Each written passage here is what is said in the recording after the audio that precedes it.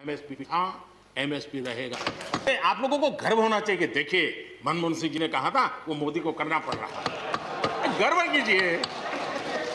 ये देश हर सिख के लिए गर्व करता है। ठीक है, आप आंदोलन के मुद्दों को लेकर के इस सरकार को घेर लेते हैं, लेकिन साथ साथ किसानों को भी कहते हैं कि भाई बदलाव बहुत जरूरी है, बहुत साल हो गए, अब नई चीजों को लेना पड़ेगा, तो देश आगे बढ़ता है। लेकिन अब मुझे लगता है कि राजनीति इतनी हावी हो जाती है कि अपने ही विचार छूट जाते हैं। लेकिन जो ये सब कर रहे हैं अच्छा है। आदरणीय डॉक्टर मनमोहन सिंह जी यहाँ मौजूद है। मैं उन्हीं का एक कोट आज पढ़ना चाहता हूँ। हो सकता है जो यूटर्न कर रहे हैं वो मेरी बात माने या न माने, मनमोहन सिंह जी की तो बात जरूर मानेंगे। There are other rigidities because of the whole marketing regime set up in the 1930s, which prevent our farmers from selling their produce where they get the highest rate of return. It is our intention to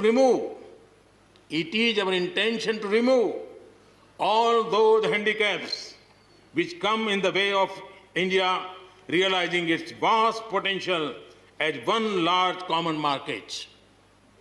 ये आदरणीय मनमोहन सिंह जी का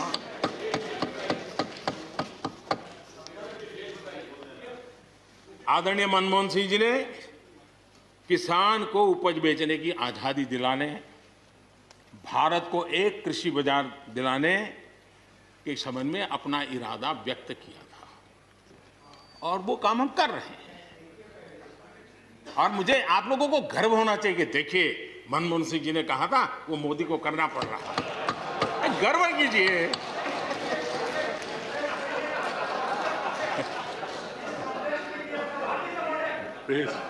please. और मजा ये है कि जो लोग पॉलिटिकल बयानबाजी करते हैं उछल उछल करके, उनके राज्यों में भी जब उनको मौका मिला है, इसी में से आधा अधूरा कुछ न कुछ किया ही किया है। हर किसी ने, यहाँ जो विरोध में दल है उनकी भी जहाँ सरकारें हैं वहाँ आधा अधूरा कुछ न कुछ तो किया ही है, क्योंकि उनको भी मालूम है ये रास्ते का रास्ता तो यही है। और मैंने देखा है इस चर्चा में लॉ का जो स्पिरिट है उस पर किसी की चर्चा नहीं हुई है। शिकायत दिया गया तरीका ठीक नहीं था, जल्दी कर दिया, इसको नहीं पूछा, ये रहता है। वो तो परिवार में शादी होती है तो भी फूफी नाराज होकर के कहती है मुझे कहाँ बुलाया। वो तो रहता है, इतना बड़ा बड़ा परिवार है तो रहता ही है। हम लोग कुछ शब्दों से बड़े परिचित हैं, श्रमजीवी, बुद्धिजीवी, ये सारे शब्दों से परिचित हैं। लेकिन मैं देख रहा हूं कि पिछले कुछ समय से इस देश में एक नई जमात पैदा हुई है, एक नई बिरादरी सामने आई है, और वो है आंदोलनजीवी।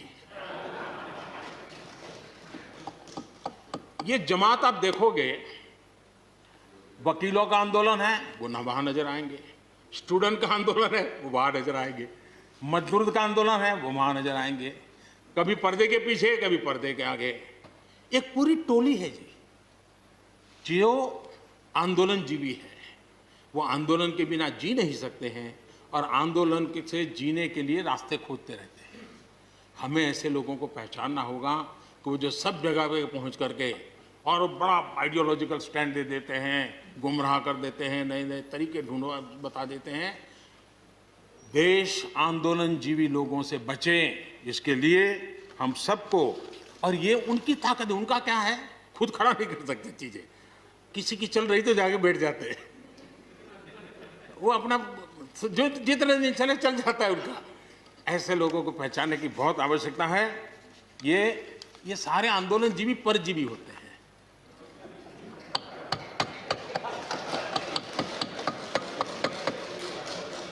और यहां पर सब लोगों को मेरी बात से आनंद इसलिए होगा कि आप जहां जहां सरकारें चलाते होंगे आपको भी ऐसे परजीवी आंदोलनजीवियों का अनुभव होता हो।